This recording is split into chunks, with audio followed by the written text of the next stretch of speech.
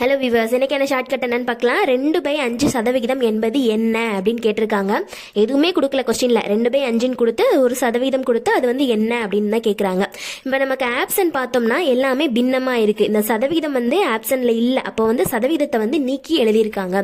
இப்போ என்ன பண்ணணும்னா நம்ம ஒரு மெத்தடை ஃபாலோ பண்ண போகிறோம். இப்போ எக்ஸ்ன்னு இருக்குன்னா இந்த வேல்யூ எக்ஸ்ன்னு வச்சுக்குவோம். இப்போ இந்த சதவீதம்னா நமக்கு சதவிகிதம் அப்படின்னாலே நார்மலாக என்னன்னா 100ன்னு அர்த்தமா.